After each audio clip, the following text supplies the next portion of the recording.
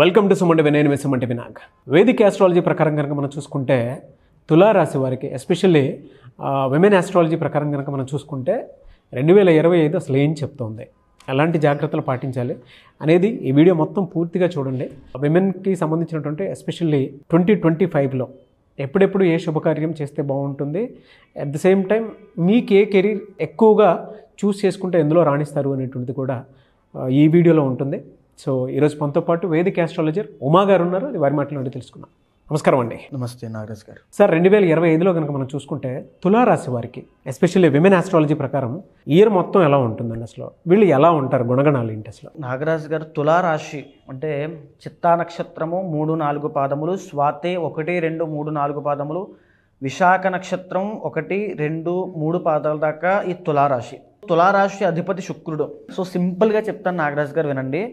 So ఈ ఆడవాళ్ళు ఏదైతే తులారాశిలో ఉండేటువంటి ఆడవాళ్ళు చాలా అలంకార ప్రియులు, చాలా అందంగా ఉంటారు. ఎస్పెషల్లీ ముఖంలో చాలా వర్చస్సు, ఒక అట్రాక్షన్ పవర్ ఉంటుంది శుక్రుడు కాబట్టి. అదేవిధంగా ఈ మాట్లాడే విధానం మాత్రం చాలా స్ట్రైట్ ఫార్వర్డ్గా ఉన్నప్పటికీ కూడా చూడగానే అట్రాక్ట్ చేసే గుణం ఉంటుంది తులారాశి వాళ్ళకి, అమ్మాయిలకి. అదేవిధంగా ఈ వీళ్ళు కనుక ఎస్పెషల్లీ తులారాశి వాళ్ళు అమ్మాయిలు కనుక సినీ రంగంలోకి వెళ్ళగలిగితే, ఏ మోడలింగ్ కానీ, ఫ్యాషన్ ఫీల్డ్ కానీ, లేకపోతే ఏ డిజైనింగ్ ఫీల్డ్ కానీ, ఏ ఎడిటింగ్ ఫీల్డ్ కానీ, సో ఇలాంటి వాటి కనుక వెళ్ళగలిగితే విపరీతం సక్సెస్ వస్తుందండి. సో ఎందుకంటే ఇక్కడ తులారాశిలో చిత్తా నక్షత్రం ఉంటుంది. అదేవిధంగా స్వాతి తీసుకున్నారనుకోండి, రాహు. సో ఎస్పెషల్గా నేను చెప్తున్నాను ఈ విషయము. సో స్వాతి నక్షత్రం వాళ్ళకి, తులారాశి వాళ్ళకి ఎస్పెషల్లీ లవ్ మ్యారేజ్ చేసుకునే యోగం ఉంటుంది ఖచ్చితంగా. 80% అమ్మాయిలు స్వాతి నక్షత్రంలో జన్మించిన అమ్మాయిలకి తులారాశిలో లవ్ మ్యారేజ్ ఉంటుంది. అదేవిధంగా ఈ తులారాశి వాళ్ళు ఏదైనా ఒక ఈవెంట్ జరుగుతుంది అనుకోండి, యాంకరింగ్ చేస్తారు మనం. సో మీకు తెలిసే ఉంటుంది, ఆ ఈవెంట్ మేనేజ్ చేయడంలో, యాంకరింగ్ చేయడంలో చాలా ప్రధానమైనటువంటి రోల్స్ ఉంటారు. అంటే కీ రోల్ పాటిస్తారన్నమాట. ఒక ఈవెంట్ను ఆర్గనైజ్ చేయాలంటే తులారాశి వాళ్ళ తర్వాత ఎవరైనా.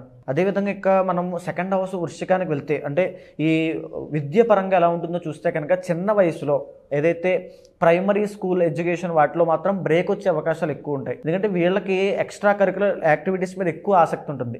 సో గేమ్స్ మీద, ఈ ప్రోగ్రామ్స్ మీద, ఈ ఫంక్షన్స్ మీద, ఈ శారీ ఫంక్షన్స్ మీద, అక్కడికి వెళ్ళాలి, ఇక్కడికి వెళ్ళాలి, తిరగాలి, ఇలాంటి యావ ఎక్కువ ఉంటుంది విద్య కన్నా. అదేవిధంగా ఇంకా తీసుకుంటే వీళ్ళ యొక్క జీవితంలో హయ్యర్ స్టడీస్ విషయంలో కూడా చాలా ఆటంకాలు వస్తాయని చెప్పాలి. ఎందుకంటే 4th and 5th lord ruled by Saturn అండి. సో చదివే కొద్దీ, వెళ్ళే కొద్దీ ఆటంకాలు ఎక్కువ వస్తుంటాయి విద్య మీద. కాన్సన్ట్రేషన్ లాస్ అవుతుంటారు, వీళ్ళకి కూడా కష్టాలు ఎక్కువ వస్తుంటాయి. సో వెళ్ళడం చాలా కష్టం. చాలా రేర్ కేసెస్లో మాత్రమే తులారాశి వాళ్ళు అమ్మాయిలు చాలా హై పొజిషన్లో ఉంటారు విద్య విషయంలో, బాగా చదువుకున్న వాళ్ళు. ఎందుకంటే చాలా రేర్ కేసెస్, ఇది బ్లూ ప్రింట్ అండి. దీని మీద పైన జరగచ్చు, తక్కువ జరగచ్చు, ఇండివిజువల్ జాతకం మీద ఆధారపడి ఉంటుంది. ఇంకా చూస్తే తులారాశి వాళ్ళు కనుక, అమ్మాయిలు కనుక, నేను చెప్తాను కొన్ని ఫీల్డ్స్ చెప్తాను. అదేంటంటే తులారాశి వాళ్ళు ఏదైనా ఒక మిల్క్ ప్రొడక్ట్స్ కానీ, డైరీ ప్రొడక్ట్స్ కానీ, వ్యవసాయ రంగం కానీ, ఐస్ క్రీమ్ ప్రొడక్ట్స్ కానీ, లేకపోతే ఇంకా చెప్పాలంటే ఫుడ్ బిజినెస్ కానీ, వీళ్ళ కనుక లీడ్ చేయగలిగితే, వీళ్ళ ఆధ్వర్యంలో కనుక పెట్టగలిగితే విపరీతమైన డబ్బు సంపాదిస్తారు. ఎందుకంటే 10th lord ruled by moon అండి. సో విపరీతం, అంటే కూర్చుని సంపాదించేది, పెద్ద కష్టపడాల్సిన అవసరం కూడా ఉండదు. వాళ్ళకి అన్ని తెలివితేటలు ఉంటాయి. సో దేన్నైనా చాలా సింపుల్ విషయం. ఇక్కడ ఒక పెన్ ఉంటుంది, ఇది 5 రూపాయలు అనుకోండి, 5 రూపాయలతో డెకరేట్ చేసి 50 రూపాయలకి అమ్మేస్తారు. సో అన్ని తెలివితేటలు తులారాశి వాళ్ళకి అమ్మాయిలకు ఉంటాయి. సో పెద్ద కష్టపడాల్సిన అవసరం ఉండదు, రీసెర్చ్ చేయాల్సిన అవసరం ఉండదు, వీళ్ళకి అన్ని తెలివితేటలు ఉంటాయి. అదేవిధంగా ఇంకా చూసుకుంటే 6th లార్డ్ రూల్డ్ బై గురుడు. సో వీళ్ళకి ఏంటంటే జ్ఞాపక శక్తి కాస్త తక్కువ ఉండడము, లేకపోతే వీళ్ళకి పెద్దవాళ్ళకి, కుటుంబ సభ్యులకి కాస్త ఇబ్బంది ఉంటుందంటే వాళ్ళు ఎలా ఫీల్ అవుతుంటారంటే చెప్పిన మాట వినట్లేదు, అలా ఫీల్ అవుతుంటారు. కానీ వీళ్ళకి ఏంటంటే ఇండిపెండెంట్గానే ఉండాలి, ఎదగాలి అనే ఆకాంక్ష చాలా ఎక్కువ ఉంటుంది. సో ఖచ్చితంగా చాలా వరకు తులారాశి వాళ్ళ అమ్మాయిలు చాలా వరకు వెళ్ళగలుగుతారు, స్వాతి నక్షత్రం తప్ప. స్వాతి నక్షత్రం వాళ్ళకి కంప్లీట్గా ఉండదు. ఎందుకంటే వాళ్ళు చెప్పాలంటే ఒక సైకిక్ పర్సనాలిటీస్లో ఉంటారు. అంటే రాహు రూల్ చేస్తుంటాడు కాబట్టి వాళ్ళ ఆలోచన వాళ్ళదే, ఏం చేయాలనుకుంటున్నారో వాళ్ళే చేయాలి. అంతేకాని ఎవరైనా మంచి చెప్పినా వాళ్ళకి అర్థం కాదు. సో కాస్త సెల్ఫిష్ నేచర్ కూడా ఎక్కువగా ఉంటుంది స్వాతి నక్షత్రం వాళ్ళకి. సో ఏంటంటే అవతలోడు ఏమైపోయినా పర్వాలే, నేను మాత్రం బాగుండాలి. సో ఈ రకమైన పర్సనాలిటీ. మ్యారిటల్ రిలేషన్ ఎలా ఉంటుంది సార్ వాళ్ళది? స్వాతి నక్షత్రం లవ్ మ్యారేజ్ చేసుకుంటారు, బాగుంటుంది. స్వాతి నక్షత్రం వాళ్ళకి బాగుంటుంది. కానీ ఓవరాల్గా మనకి తులారాశి వాళ్ళు చూసామనుకోండి, ఇంటర్ క్యాస్ట్ మ్యారేజ్ అవ్వడము, లేకపోతే మ్యారేజ్ అయ్యేటువంటి సందర్భాల్లో, ఫర్ సపోజ్ మ్యారేజ్కి ఒక 2 నెలలు 3 నెలల ముందు నుంచి మ్యారేజ్ చేసుకునేటువంటి వ్యక్తితో గొడవలు అవుతుంటాయి. ఆ సంబంధం సెట్ అవ్వడానికి చాలా గొడవలు అవుతాయి. గొడవలు లవ్ మ్యారేజ్ కూడా అంతే, స్వాతి నక్షత్రం కూడా అంతే, మించుమించుగా లవ్ మ్యారేజ్ కాబట్టి గొడవలు అయ్యి స్ట్రగుల్స్ ఫేస్ చేసి ఆ తర్వాత మ్యారేజ్ చేసుకుంటారు. మ్యారేజ్ అయిన తరువాత ఏదైతే ఆడపడుచులు ఉంటారో, అంటే అక్కడ ఇంట్లో అత్తగారి ఇంట్లో ఉంటారు కదా, వాళ్ళతో తగులు అవుతుంటాయి. తర్వాత ఏంటంటే అత్తగారు, 8th లార్డ్ రూల్ పోయి శుక్రుడు కాబట్టి అత్తగారితో మళ్ళీ ఇబ్బంది అవుతుంటుంది. సో తులారాశి వాళ్ళకి, అమ్మాయిలకి మ్యారీడ్ లైఫ్ చాలా బాగుంటుంది, అంటే భర్తతో ఇది బాగుంటుంది, కానీ అక్కడ ఫ్యామిలీతో మాత్రం ఇబ్బందులు వస్తూనే ఉంటాయి. తులారాశి వారికి మొత్తానికి కనుక మనం చూసుకుంటే హెల్త్ పాయింట్ ఆఫ్ వ్యూలో చూసినప్పుడు ఎలా ఉంటుందండి? హెల్త్ పాయింట్ ఆఫ్ వ్యూలో చూస్తే వీళ్ళకి అంటే మిడ్ డేస్ వచ్చేంత వరకు అంత హెల్త్ ప్రాబ్లమ్స్ ఉండవు, కానీ ఎలాంటి ప్రాబ్లమ్స్ ఉంటాయి కూడా చెప్తానండి. ఎలాంటి ప్రాబ్లమ్స్ ఉంటాయంటే మేజర్గా డయాబెటీస్ ఒకటి, ఎందుకంటే లగ్న రూల్డ్ బై శుక్రుడు కాబట్టి డయాబెటీస్ ఒకటి. అదేవిధంగా ఆడవాళ్ళకి సంబంధించినటువంటి గుప్త రోగములు ఉంటాయి కొన్ని, అంటే సంతానపరమైనటువంటి సమస్యలు అవ్వచ్చు, ఆడవాళ్ళకి చెప్పుకొని హార్మోన్స్ ఇంబ్యాలెన్స్ అవ్వచ్చు, ఇలాంటివన్నీ కూడా తులారాశి వాళ్ళకి ఎక్కువగా ఉంటాయి. కొన్ని సందర్భాల్లో ఆడవాళ్ళైనా మగవాళ్ళైనా బయటికి చెప్పుకోలేని ఆరోగ్య సమస్యలు కొన్ని ఉంటాయి. సో ఎస్పెషల్లీ తులారాశి వాళ్ళు ఏంటంటే ఈ వీడియోని కనీసం షేర్ చేయండి, వాళ్ళకి తెలుస్తుంది.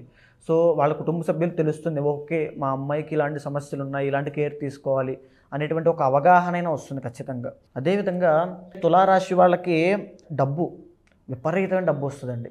సో చెప్పాను కదా ఇందాక, చాలా తెలివైన వాళ్ళండి. ఈ పెన్నుకి 5 రూపాయలు డెకరేషన్ చేసి 50 రూపాయలకి అమ్మేస్తారు వాళ్ళు, అంత తెలివైన వాళ్ళు. అదేవిధంగా మల్టీ టాస్కింగ్ అంటాం కదండి, డ్యూయల్ ఇన్కమ్స్, ట్రిపుల్ ఇన్కమ్స్ ఉంటాయి. ఒక రకంగా జాబ్, ఒక రకంగా బిజినెస్, ఇంకోటేమో ఇంటి అద్దెలు వచ్చేస్తుంటాయి. సో ఈ రకంగా డబ్బులు అలా కూడబెట్టేస్తారనమాట. మల్టీ ఇన్కమ్ సోర్స్ చాలా ఎక్కువ ఉంటుంది తులారాశి వాళ్ళకి, ఎందుకంటే భాగ్యం రూల్ బై బుధుడు అండి. 2025లో కనుక మనం చూసుకుంటే ఎలా ఉంటుంది సార్ వీళ్ళకి? 2025 సంవత్సరంలో సో తులారాశి వాళ్ళకి ఎప్పుడైతే మే 18వ తారీఖు తరువాత 6వ స్థానంలో ఉన్నటువంటి రాహు 5వ స్థానంలోకి వస్తున్నాడు. సో వీళ్ళకి జాగ్రత్తగా ఉండాల్సింది మే 18 తర్వాత ఎవరైతే సంతానం కోసం ప్రయత్నం చేస్తున్నారో వాళ్ళు చాలా జాగ్రత్తగా ఉండాలి. సంతానం మిస్క్యారీ అయ్యే అవకాశాలు చాలా ఎక్కువ ఉంటాయి. అదేవిధంగా సంతానపరమైన ఆరోగ్య సమస్యలు, ఇందాక నేను చెప్పానండి తులారాశి వాళ్ళకి గుప్త రోగంలో బయటికి చెప్పుకోలేని ఆరోగ్య సమస్యలు ఉంటాయని. సో థైరాయిడ్ అవ్వచ్చు, PCOS అవ్వచ్చు, వీటి వల్ల సంతానం ఎఫెక్ట్ అనేది ఎక్కువ కనబడుతుంది. ఎప్పుడు మే 18వ తారీఖు తరువాత, ఎప్పుడైతే రాహు 5వ స్థానంలోకి వస్తాడో అప్పుడండి. గురుడు భాగ్యస్థానంలోకి వస్తున్నాడో, 8వ స్థానం నుంచి భాగ్యస్థానంలోకి ఎప్పుడు మే 15వ తారీఖు తర్వాత విపరీతమైన డబ్బును చూస్తారు వీళ్ళు. దాన ధర్మాలు చేయడం, ఆధ్యాత్మిక జీవితాన్ని అనుభవించడం, తీర్థక్షేత్రాలకు వెళ్ళడము, గుడులు దర్శనం చేసుకోవడం, పూజలు చేయడము. సో విపరీతమైన దైవభక్తి, దైవ దర్శనములు, డబ్బు, ఆనందము అన్నీ ఉంటాయి. కానీ 5వ స్థానం ఎప్పుడైతే పాడైందో సంతానపరంగా ఎవరైతే ట్రై చేస్తున్నారో వాళ్ళందరికీ బ్యాడ్ న్యూస్. ఆ విషయంలో మాత్రం ఏమాత్రం బాగోదు. అదేవిధంగా ఇంకా 6th హౌస్లోకి శని వెళ్ళబోతున్నాడండి. సో అది ఒక రకంగా మంచి యోగం. సో ఎలా మంచి యోగం అంటే ఏ మంత్ నుంచి ఎలా ఉంటుంది మరి? అంటే మే తర్వాత వీళ్ళకి కంప్లీట్గా గురుడు వల్ల కంప్లీట్గా బాగుంటుంది. 2025 మే తర్వాత నుంచి ఎక్సలెంట్గా ఉంటుందండి. ఓన్లీ సంతానం పరంగా తప్పితే దాన్ని తీసేస్తే. తరువాత ఎవరైతే హైయర్ ఎడ్యుకేషన్ కోసం ప్రయత్నం చేస్తున్నారో వాళ్ళకి కూడా కాస్త ఇబ్బందులు వస్తాయి. హైయర్ ఎడ్యుకేషన్ అంటే డిగ్రీ తర్వాత మేము చదవాలనుకుంటున్నాం, విదేశాల్లో చదవాలి వాళ్ళు కూడా అవ్వచ్చు, ఇబ్బందులు వచ్చే అవకాశాలు చాలా ఎక్కువ ఉంటాయి. కానీ ఎప్పుడైతే గురుడికి సంబంధించి పూజలు చేస్తారో, ఎందుకంటే వీళ్ళకి గురుడు భాగ్యస్థానంలోకి వస్తున్నాడు. సో ఎవరైనా విదేశాలకు వెళ్ళాలి, సెటిల్ అవ్వాలి, అక్కడ పోని టూర్స్ అండ్ ట్రావెల్స్ కోసమైనా విదేశాలు వెళ్ళాలి అనుకుంటే మీరు గురుగ్రహానికి సంబంధించిన పూజలు చేయండి. ఎందుకంటే గురుడు మీకు చాలా బాగుంటాడు. భాగ్యస్థానంలోకి మే 15వ తారీఖు తర్వాత వస్తున్నాడు కాబట్టి ఇప్పటిదాకా ఉన్న ఆర్థిక సమస్యల్ని, అప్పుల్ని, ఇప్పటిదాకా మీ మీద ఉన్న అపనిందల్ని, అవమానాలని అన్నీ తిరుగుబాటు అనమాట ఇప్పుడు రిఫ్లెక్ట్ అయ్యి మీ బాల్ అనేది మీ కోర్టులోకి రాబోతుంది. మీ ఇష్టం ఎలా ఆడుకుంటారో మీ ఇష్టం. మే నుంచి అంతా బాగుంటుంది, ఎక్సలెంట్గా ఉంటుంది. ఓకే. సో ఒక రాజయోగం అని చెప్పాలి. ఎలా సార్ వీళ్ళకు ఉండేటువంటి దోషాలు ఏంటి సార్? వీళ్ళకు ఉండేటువంటి దోషం వల్ల సంతానపరమైన దోషం ఎక్కువగా ఉంటుందండి.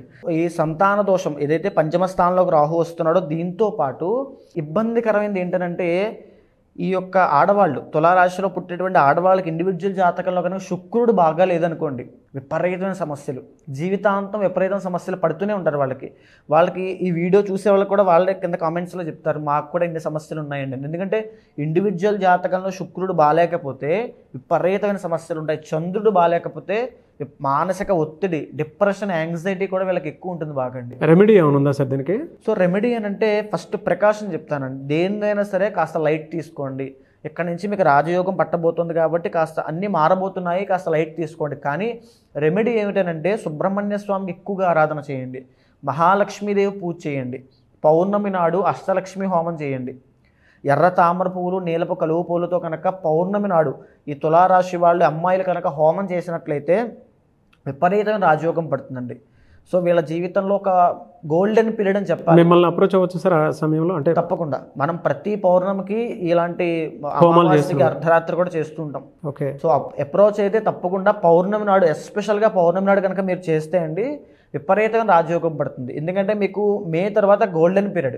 ఏ వారం వీళ్ళకి కలిసి వచ్చే అవకాశం ఉంటుందండి రెగ్యులర్గా? శుక్రవారం ఎస్పెషల్గా చాలా బాగుంటుంది.